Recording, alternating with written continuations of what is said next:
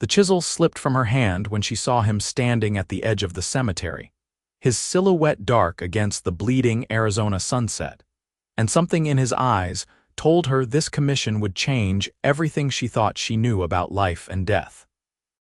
Eleanor Hartwell had been carving headstones in Tombstone, Arizona, for 3 years, ever since her father's hands had grown too arthritic to hold the tools steady. It was 1883, and death was a thriving business in a town that had earned its name honestly.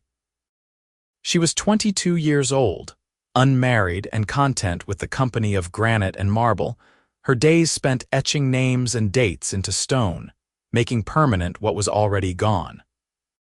The workshop sat on the edge of town, close enough to the cemetery that she could walk between the two without much effort, far enough from the saloons and gambling halls that she could work in relative peace. The cowboy approached slowly, his boots kicking up dust with each measured step. He was tall, lean in the way men who spent their lives in the saddle always were, with sun-darkened skin and eyes the color of whiskey held up to lamplight. He removed his hat when he reached her work table, revealing dark hair that needed cutting and a face that would have been handsome if not for the haunted expression he wore. "Ma'am," he said, his voice rough as sandpaper. "Name's Cole Brennan. I need to commission a headstone." Eleanor set down the chisel she had retrieved and wiped the stone dust from her hands onto her apron. "I am sorry for your loss. Who did you lose?" "Nobody yet," Cole said, and his eyes met hers with an intensity that made her breath catch. "I want you to carve a stone with 2 names on it. Mine and yours." The world seemed to tilt sideways. Eleanor gripped the edge of the work table, her knuckles going white. "Excuse me?" "I know how it sounds," Cole continued, taking a step closer. "But I have seen you every day for the past 6 months, walking to the cemetery, working in this shop, and I have tried every way I know to get you out of my head.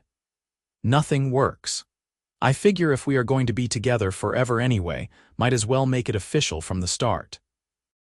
So I want a headstone with both our names, side by side, just like we will be when the time comes."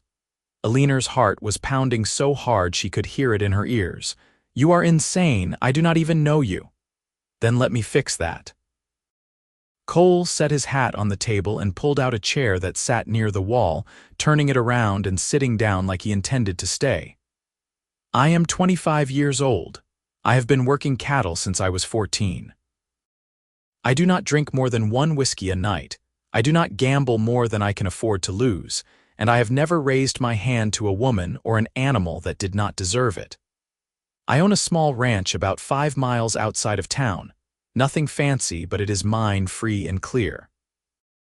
I can read and write, which is more than most can say, and I have been in love with you since the day I saw you crying over a headstone you were carving for a child."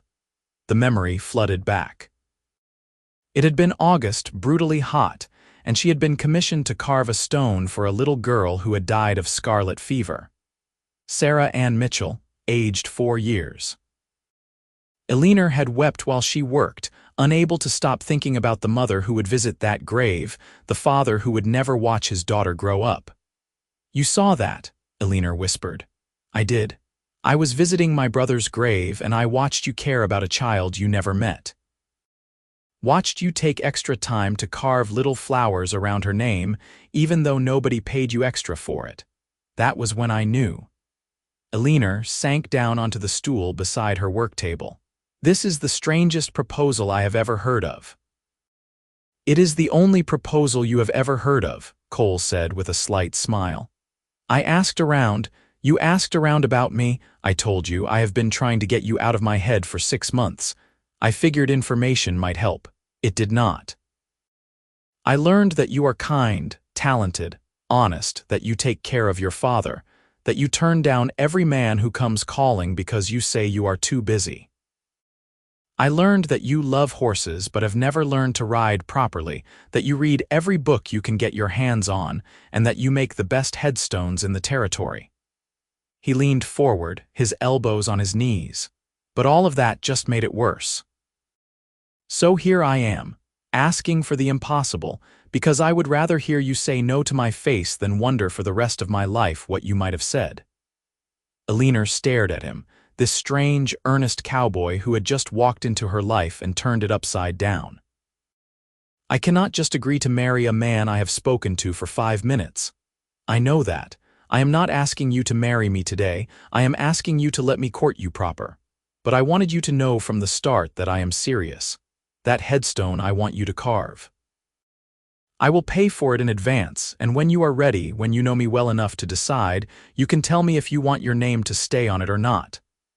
And if I say no," pain flashed across Cole's face, "then I will have an expensive headstone with one name scratched off, and I will spend the rest of my life knowing I tried." The sun had fully set now, and the workshop was growing dark. Eleanor stood and lit the oil lamps that hung from the rafters, buying herself time to think. This was madness. She should send him away, tell him to never come back. But there was something about his honesty, his willingness to lay himself bare, that called to a part of her she had kept locked away since her mother's death 5 years ago.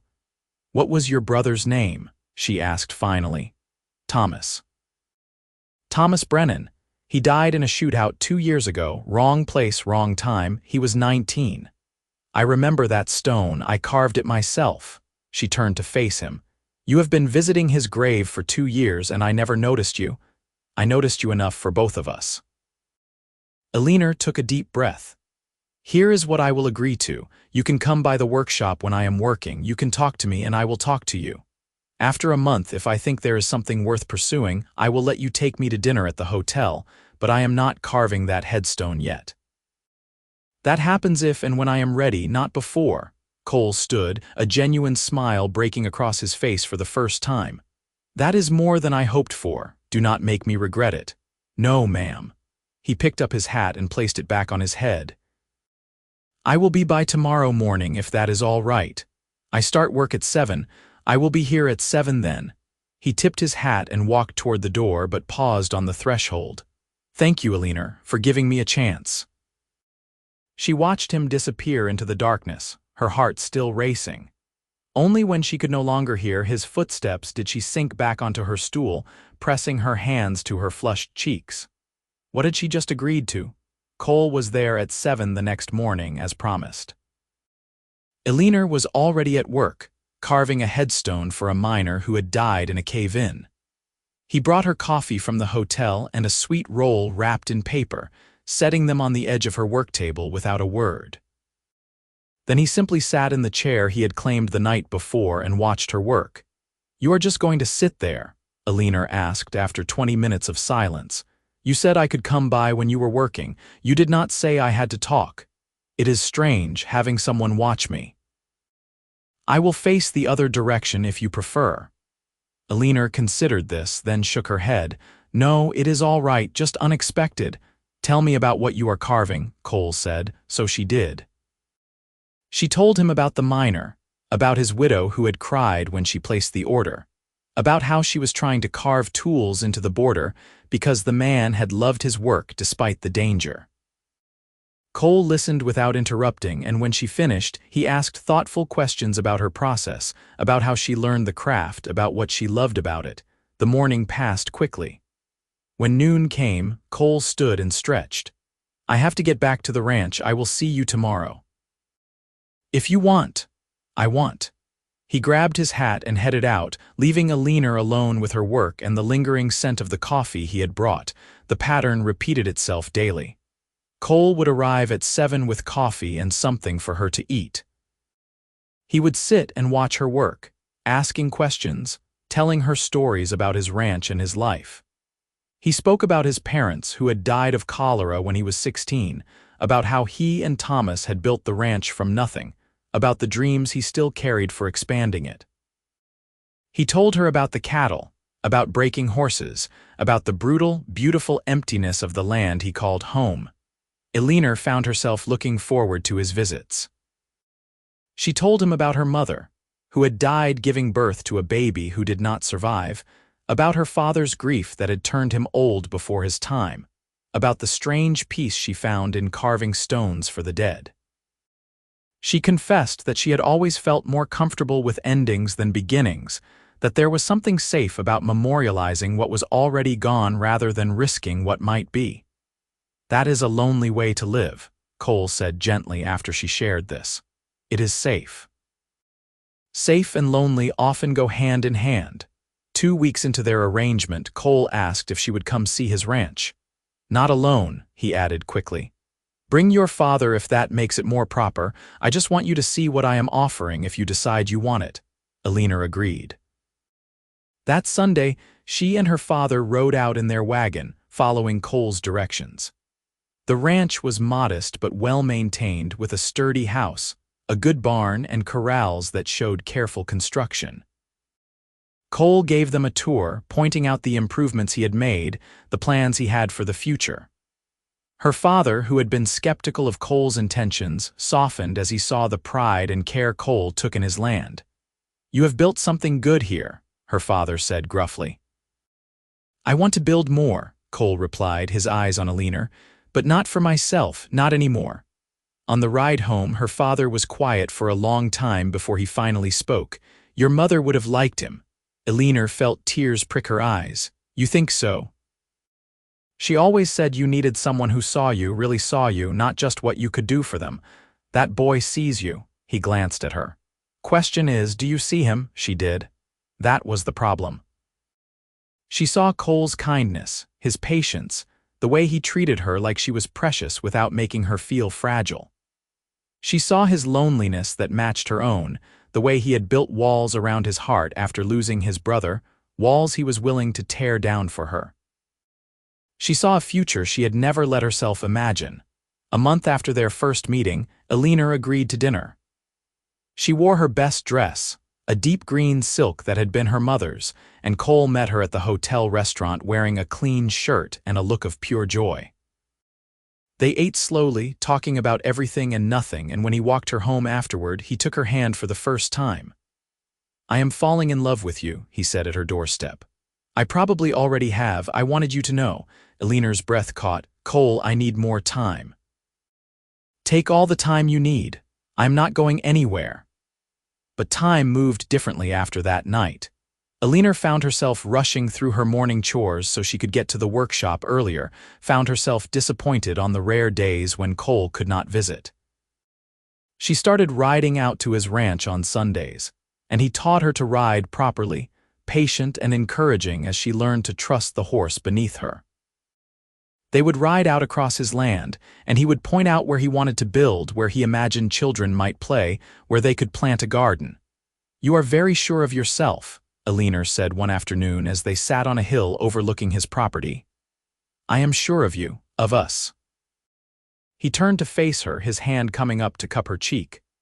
"I know this started strangely, but nothing about it has felt strange to me. It has felt like coming home." Eleanor leaned into his touch. "I am afraid." "Of what?" "Of losing this, losing you. I carve headstones, Cole. I spend every day reminded that nothing lasts. That is exactly why we should not waste the time we have." His thumb brushed across her cheekbone. "Say yes, Eleanor. Stop being afraid and say yes. You have not asked me anything." Cole smiled and slid off the horse, pulling her down with him. He did not kneel, but he took both her hands in his, standing there on the hill with the wind whipping around them. "Eleanor Hartwell, will you marry me? Will you let me love you for however many days we get? Will you carve that headstone with both our names and trust that we will fill the years between now and then with enough joy to make the ending bearable?" Eleanor looked at him, this cowboy who had crashed into her life with a morbid commission and an honest heart. She thought about the stones she had carved, all those names and dates, all those lives that had ended. She thought about her mother, who had died too young, and Cole's brother, who had never gotten the chance to really live. She thought about all the time she had wasted being afraid. "Yes," she whispered, and then louder, "Yes." Cole whooped and lifted her off her feet, spinning her around as she laughed. When he set her down, he kissed her for the first time, gentle and then less gentle, and Eleanor felt something inside her crack open, letting in light she had not known she was missing. They were married 6 weeks later in a small ceremony at the church. Eleanor wore a new dress that Cole had insisted on buying, white with lace at the collar, and she carried wildflowers he had picked that morning. Her father gave her away with tears in his eyes, and the ceremony was witnessed by half the town, all curious about the strange romance between the headstone carver and the quiet cowboy. After the ceremony, Eleanor led Cole to the workshop. "I have something to show you." There, propped against the wall, was the headstone he had commissioned. She had carved it from the finest marble she could acquire with elaborate scrollwork along the border. At the top, she had etched two birds in flight, their wings overlapping. Below that, carved in elegant script, were two names, Cole Brennan and Eleanor Hartwell Brennan. And below the names, instead of dates, she had carved a single line, "Together in life, together in death, together always." Cole stared at it for a long moment, then pulled her into his arms. "It is perfect. I am not in any hurry to use it," Eleanor said against his chest. "Neither am I, but when the time comes, it will be ready." They moved her things to the ranch that week. Eleanor continued to run the stone carving business, riding into town 3 days a week to work on commissions, but the rest of her time was spent building a life with Cole. They fell into an easy rhythm, working side by side during the day, talking long into the night. Cole taught her about ranching, and she taught him to see beauty in the smallest things, the way light hits stone, the perfect curve of a letter carved just right. 3 months into their marriage, Eleanor realized she was pregnant. She told Cole over dinner, watching his face transform from confusion to understanding to pure elation. "A baby," he repeated, as if he could not quite believe it. "A baby." He was beside her in an instant, his hand gentle on her still flat stomach. "We are having a baby, we are." Eleanor covered his hand with hers. "Are you happy?" "Happy does not even begin to cover it." He kissed her, soft and reverent. "You have given me everything, Eleanor, everything I never thought I would have." The pregnancy was not easy. Eleanor was sick for the first 3 months, unable to keep down more than water and dry bread. Cole was frantic with worry, barely leaving her side, and when she finally started to improve, he treated her like she was made of glass. "I am pregnant, not dying," she told him one afternoon when he insisted she should not carry a basket of laundry. "I know, but I am allowed to worry." "You are allowed to worry reasonably. This is not reasonable." Cole sighed and pulled her into his arms. "I lost my parents. I lost Thomas. I lost everyone I loved except you, and now there is going to be a baby. The idea of something happening to either of you makes me crazy." Eleanor softened, understanding flooding through her. "Nothing is going to happen. I am strong and the baby is healthy. The doctor said so." "I know. I just need you to be patient with me while I figure out how to stop being terrified." She was patient, and gradually Cole relaxed, though he never stopped being protective. As Eleanor's belly grew, he would spend evenings talking to the baby, telling stories about the ranch and the horses, about Aunt Eleanor and Uncle Thomas watching from heaven. Eleanor would run her fingers through his hair and feel so full of love she thought she might burst. The baby came on a cold January night in 1885. The labor was long and difficult, and there were moments when Eleanor understood why her mother had not survived. But Cole was there, holding her hand, whispering encouragement, refusing to leave even when the midwife suggested he might be more comfortable waiting outside. And finally, after 16 hours, their son was born, screaming and red-faced and perfect. "He is beautiful," Cole said, tears streaming down his face as he held the tiny bundle. "Eleanor, he is so beautiful." They named him Thomas after Cole's brother, and he was indeed beautiful. He had Cole's dark hair and Eleanor's blue eyes, and from the start he was curious about everything. Cole was a devoted father, taking Thomas with him whenever possible, wearing the baby in a sling against his chest while he worked. Eleanor would watch them from the porch and feel her heart expand even more. Life settled into a new rhythm. Eleanor still carved headstones, though less frequently now, and Cole's ranch continued to grow. They hired 2 ranch hands to help with the work, and slowly, steadily, they built prosperity. Thomas grew from a baby into a toddler, fearless and full of laughter, and Eleanor found herself happier than she had ever imagined possible. On Thomas's second birthday, Eleanor told Cole she was pregnant again. This time, the pregnancy was easier, and in the spring of 1887 they welcomed a daughter they named Claire after Eleanor's mother. If Thomas had been an easy baby, Claire was even easier, content and smiley, happy to be held by anyone. Cole joked that they were blessed with children who had gotten all the best parts of both of them. The years flowed like water. Thomas started school in town, riding in with Eleanor on the days she went to work. Claire learned to walk, then run, always chasing after her older brother. The ranch prospered, and Cole was able to buy additional land, expanding their holdings.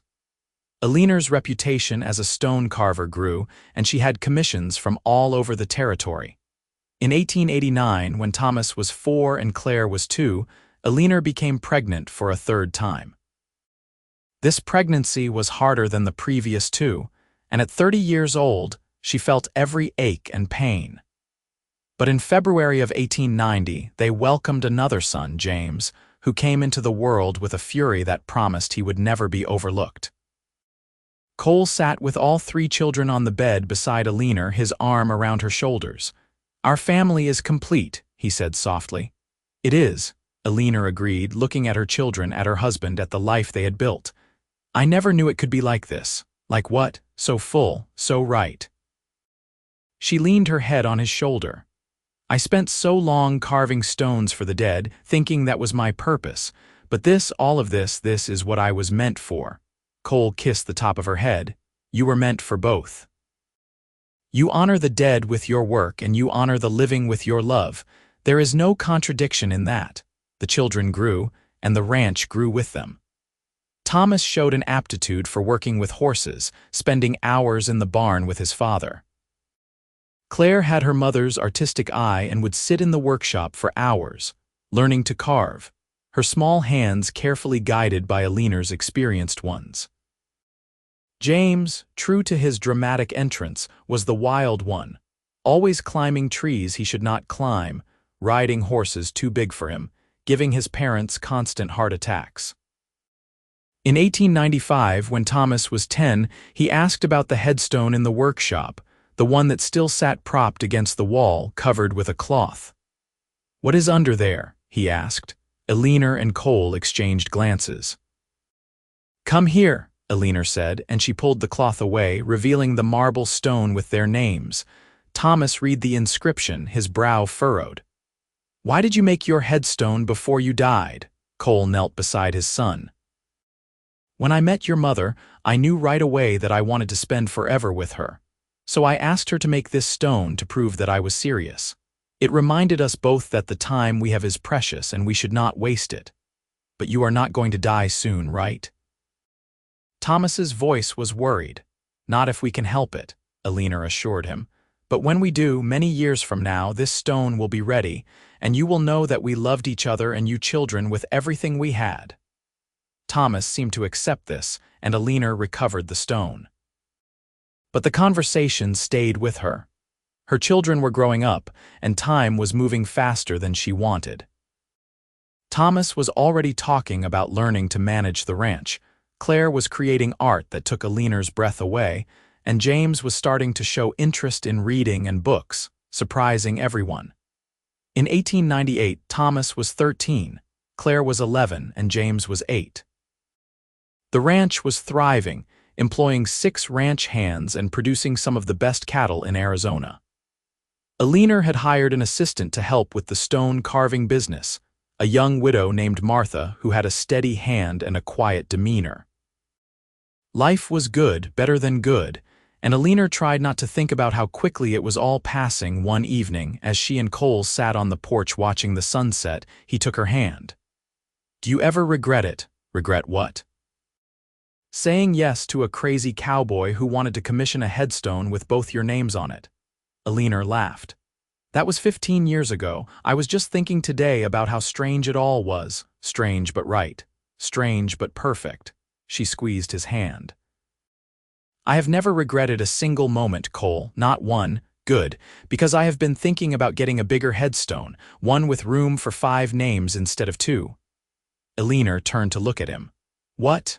I want the children buried with us when the time comes. Generations from now, I want people to see that we were a family, that we all belonged together. Cole Brennan, that is morbid even for me, maybe, but you started it by agreeing to marry a man who proposed with a headstone. She laughed again, and he pulled her close. They sat like that as the sun disappeared and the stars came out, holding each other the way they had for 15 years, the way they would for however many years they had left. Thomas was 17 when he fell in love for the first time with a rancher's daughter named Anna. Cole and Eleanor watched their son navigate the awkward waters of courtship and felt ancient. Claire was 15 and had already decided she wanted to be an artist, spending every free moment drawing and carving. James, at 12, had discovered a love of numbers and was helping Cole with the ranch accounts, his young mind quick with figures. In 1902, Eleanor turned 41 and Cole was 44. They were not old, but they were no longer young either. Eleanor's hands sometimes ached from years of carving, and Cole moved a bit stiffer in the mornings after decades of ranch work. But they were healthy and they were together, and that was all that mattered. Thomas married Anna when he was 19 in 1904, and they moved into a house Cole built on the far edge of the ranch property. A year later, Eleanor became a grandmother for the first time when Anna gave birth to a daughter they named Eleanor, after the grandmother who cried when she held the tiny baby. "We are not old enough to be grandparents," Eleanor protested to Cole that night. "Speak for yourself. I am ancient." But he was grinning, delighted with his granddaughter. Claire left for art school in San Francisco in 1906, and Eleanor cried for a week.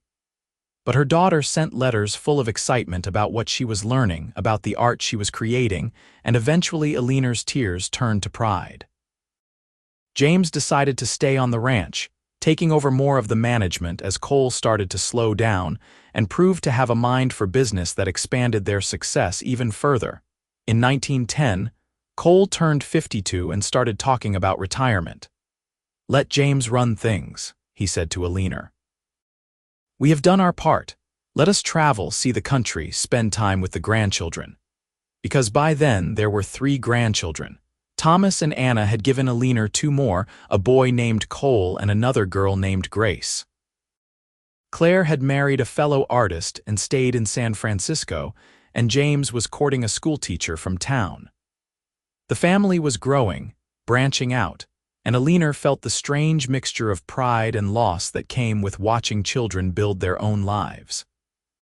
They did travel, taking a train to San Francisco to visit Claire, seeing the Pacific Ocean for the first time. They went to Denver and Santa Fe, exploring the West that had always been their home but that they had never really seen. And always they returned to the ranch, to the land that had been the foundation of everything they built. On their 25th wedding anniversary in 1908, Cole took Eleanor back to the workshop. The headstone was still there, unchanged, waiting. 25 years, he said softly. Half of my life and the only half that mattered. We have been blessed, Eleanor said. We have been more than blessed. We have been lucky and happy and so full of love I do not know how we contained it all. They stood there together, looking at the stone that had started everything, and Eleanor thought about the girl she had been, afraid of beginnings, comfortable only with endings.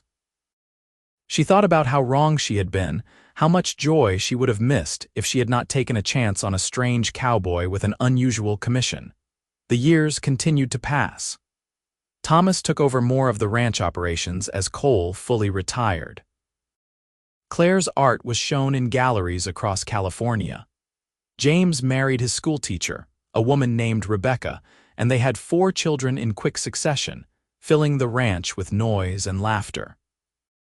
Eleanor and Cole became the center of an ever-expanding family, the matriarch and patriarch whose love story was already becoming legend. In 1920, Cole was 62 and Eleanor was 59. They had been married for 35 years, and they were still as in love as they had been at the beginning. Cole's hair was fully gray now, and Eleanor's hands were gnarled with arthritis, but when he took her hand, she still felt the same flutter in her chest she had felt the first time. "Do you ever think about that headstone?" Cole asked one evening. "Sometimes. Less than I used to. I was so focused on the ending when we met, and now all I can think about is how much life we have lived." "We have lived a lot of life," Cole agreed, "and I have loved every minute of it." They were grandparents to 11 grandchildren by then, with another on the way. The ranch had grown into one of the largest in the territory, and the stone carving business had been passed to Martha's daughter. Thomas was talking about running for local office. Claire's paintings sold for impressive sums. James was considering buying another ranch to expand their operations. The family they had started with a strange proposal, and a marble headstone had grown beyond anything they could have imagined. In 1925, they celebrated their 40th wedding anniversary with a party that brought together 3 generations. Eleanor looked around at all the faces, all the lives that had come from her and Cole's love, and felt overwhelmed with gratitude. They had children, grandchildren, and now even 2 great-grandchildren. The love that had started with a morbid commission had multiplied beyond measure. Cole gave a speech that night, his voice strong despite his 67 years. 40 years ago, I walked into a workshop and asked a woman I had never spoken to carve a headstone with both our names. It was the craziest thing I ever did, and the best. Eleanor, you have given me a life beyond my wildest dreams. You have given me love, children, a legacy that will continue long after we are gone. And when the time finally comes to use that headstone, I will go gladly, knowing I spent my years exactly as I wanted to, loving you. There was not a dry eye in the room. Eleanor stood and kissed him, not caring that everyone was watching, and the party erupted in applause. As the years rolled into the late 1920s, Cole's health began to fail. It was nothing dramatic, just the slow decline of a body that had lived hard and long. He struggled with his breathing, and his heart was not as strong as it once had been. Eleanor, her own body failing in smaller ways, tended to him with the same devotion he had shown her through 5 pregnancies and countless challenges. "I am not ready," Cole said one night in 1928 when he was 70 and she was 67. "I thought I would be, but I am not ready to leave you." "Then do not leave," Eleanor said fiercely, holding his hand. "Stay with me, we have more time." "How much more?" "As much as we can get." He rallied for a while, strong enough to hold his newest great-grandchild, a boy named Thomas after the great-uncle who had died so long ago and the grandfather who still lived. But in the spring of 1929, Cole took a turn for the worse. The doctor was honest about the prognosis, and the family gathered. Eleanor sat beside him every moment, holding his hand, talking to him about their life together. She told him about the day he had first walked into her workshop, about how terrified and thrilled she had been. She reminded him of their wedding, of the births of their children, of every moment of joy they had shared. And Cole listened, squeezing her hand when he was too weak to speak, his eyes never leaving her face. "That headstone," he whispered one afternoon. "It is ready," Eleanor assured him. "It has been ready for 46 years. Good, do not make me wait too long to use it." "Cole Brennan, do not you dare joke about that," he smiled, that same smile that had won her heart so long ago. "I love you, Eleanor. Every day, every moment I have loved you. I know I love you too. So much it hurts. It was worth it though, was not it? The hurt, the fear, all of it. It was worth it for the love. It was worth everything." Cole died 3 days later, surrounded by his children, grandchildren, and great-grandchildren with Eleanor's hand in his. He went peacefully, his last breath a sigh, and Eleanor felt part of her soul go with him. The funeral was held on a clear May morning. The entire town came out to pay their respects to a man who had been a pillar of the community for over 40 years. And when they lowered Cole's casket into the ground, the headstone Eleanor had carved so long ago was placed at the head of the grave. His name, Cole Brennan. his dates of birth and death, and below that, the space waiting for Eleanor's information. The inscription between their names still read, "Together in life, together in death, together always." Eleanor stood at the grave, supported by her children, and felt hollowed out. 46 years with Cole, and now he was gone, leaving her with memories and a headstone that would one day bear her name too. But she did not follow him, not right away. Eleanor lived for another 8 years, watching her family continue to grow, continuing to find purpose in the legacy she and Cole had built. She spent time with her grandchildren and great-grandchildren, telling them stories about their grandfather, about the crazy cowboy who had proposed with a headstone and given her a life full of love. She still went to the cemetery regularly, sitting beside Cole's grave, talking to him as if he could hear her. She would tell him about Thomas's success in politics, about Claire's latest art show, about James's expansion of the ranch. She would tell him about the new babies, about the family gatherings, about how much they all missed him. In 1937, Eleanor's health began to fail. She was 76 years old, and her body was simply tired. She did not fight it the way she might have once. Instead, she settled her affairs, made sure her children knew how proud she was of them, and prepared herself for what came next. On a warm August evening, with her children gathered around her bed, Eleanor closed her eyes for the last time. Her last words were, "Tell your father I am coming." The funeral was held 3 days later, and when they opened Cole's grave to place Eleanor beside him, the entire town came out again. The headstone was complete now, both names filled in, both dates recorded. Cole Brennan, 1858 to 1929. Eleanor Hartwell Brennan, 1861 to 1937. And between them, the promise they had made to each other 46 years before. Together in life, together in death, together always. Thomas, now 52 years old and gray-haired himself, stood at his parents' grave with his siblings and felt the weight of their love. "They were extraordinary," he said softly to Anna. "They were," she agreed. "They showed all of us what love could be." The family stood together as the sun set over the Arizona desert. 3 generations gathered to honor 2 people who had built a legacy of love from a strange beginning. And as they finally turned to leave, Thomas looked back at the headstone one more time, at the promise carved in marble, and smiled through his tears. His parents had kept their promise. They had been together in life, and now they were together in death. And the love they had shared, the family they had built, would continue on, generation after generation, a testament to the power of saying yes to love, even when it comes in the strangest of packages. The ranch continued to thrive under James's management and eventually passed to his children. Thomas's political career brought honor to the family name. Claire's art hung in museums across the country. And all of them, when asked about their parents, would tell the story of how it all began with a cowboy, a headstone carver, and a commission that changed everything. In the cemetery in Tombstone, Arizona, the headstone still stands, weathered now by decades of wind and sun, but the words still clear.